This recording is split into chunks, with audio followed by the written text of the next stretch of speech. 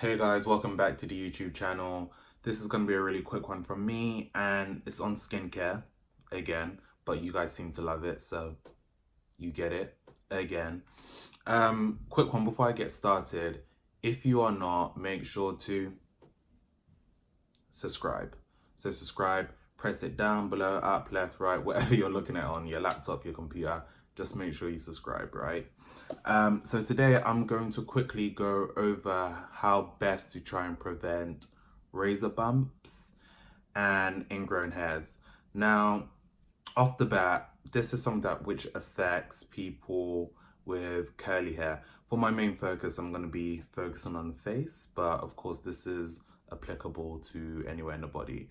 So back to what I was saying, this, kind of it's an attack on us people with curly hair, really. And again, this includes, if not all, a majority of Black people.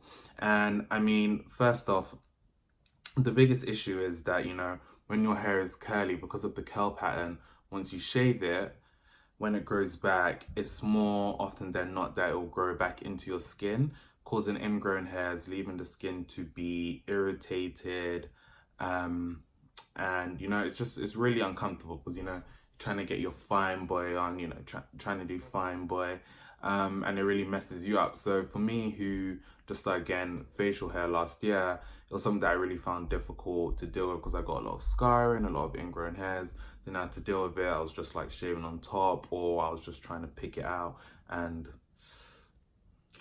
it wasn't great. It almost destroyed my fine boy for a bit. Do you know what I mean? So I think the key thing that you need to do is get yourself a routine. Doesn't have to be this routine, any routine, and just make sure you're taking care of your skin. So first thing off the bat, what I do is before I shave, so preferably the day before or the morning before if I'm extremely lazy, I exfoliate my face. Now, exfoliating your face is good for two things. First, it clears off all the kind of dead skin cells that are on the face and the bacteria that may be there. And then secondly, it also helps the kind of ingrown hairs resurface. Now, I know a lot of people, try to do tweezers and stuff. I personally recommend doing that because if you don't know how to do it carefully, you can cause an infection or scarring, right? And it's not really worth it. So that's what I do. After that, I make sure I use a toner and a moisturizer, keep my face as clean as possible during that period, right? And then I go get my shave. So go get my shave, got my fine boy on. Now, the thing is, because I've had this issue for so long, so after I shave, I will typically use one of two things on my face. So I think I've shown you this before. So I will use the facial fuel, and this is really good. So if you go on the website, the Kiehl's website, they speak about this for kind of pre and post shave. It's really good for cleaning your face, getting rid of bacteria, and has a lot of vitamin E extracts. Now, I use this if my skin is in an okay place, and yeah, I mean like it's in a good place, it's in an okay place. That's when I use it. If not, like let's say my skin is irritated like it is now, so you can see it just a bit there, I will use my Valdama bar soap. The reason why I use this is because it's an antibacterial soap. It's not going to dry out the skin and it's not as harsh. So I just use that, get it all over and done with. So I'm going to do that for you right now actually. So let me go find my bar soap once.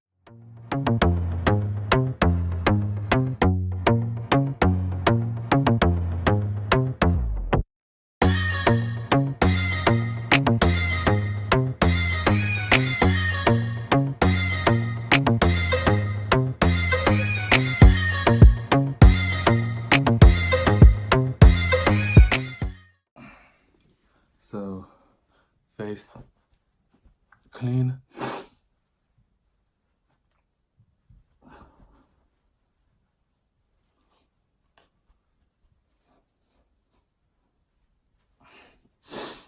Ooh.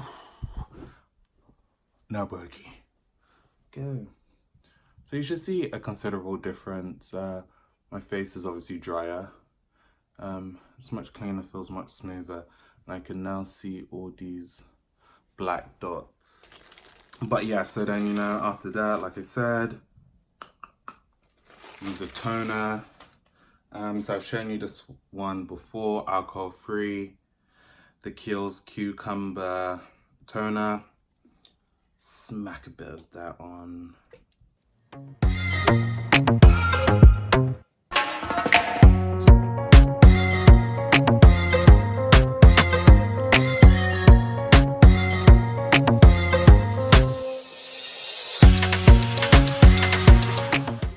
Cool, boom. All done. Now I'm just gonna let it dry off for a bit, then use my moisturizer. So the moisturizer I use, again, I think I spoke about this, the Facial Fuel, the SPF 19. Again, quite good. My only issue with it, cannot stand the smell. In fact, let me smell it again. Yeah, I don't like the smell. It has this kind of like a peppermint kind of smell behind it, which yeah, I don't like. So yeah, the face is dry. I only need a little bit. Yeah, that's enough cream for my face, guys, believe it or not.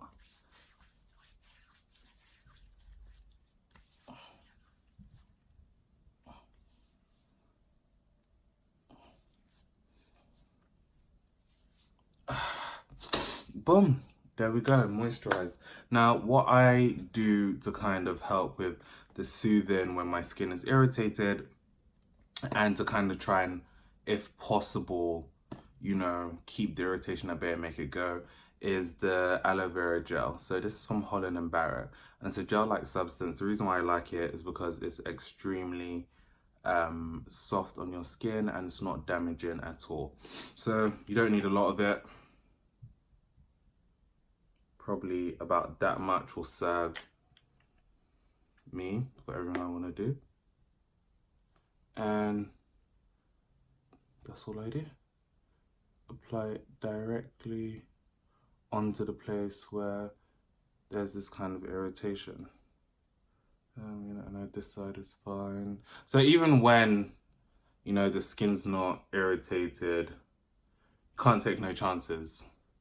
You can't take no chances. And I think that's also another thing as well, like just generally as a best practice after you shave, just to kind of hold back, like a kind of preemptive measure, just kind of put this gel-like substance around all the places in which, you know, you normally do get skin irritation after you shave. So guys, that's the kind of routine for me. So key things, like I said at the beginning of the video, you cannot 100% get rid of them or ensure, you know, that they don't pop up. What you can do is just kind of put a routine in place to prevent them.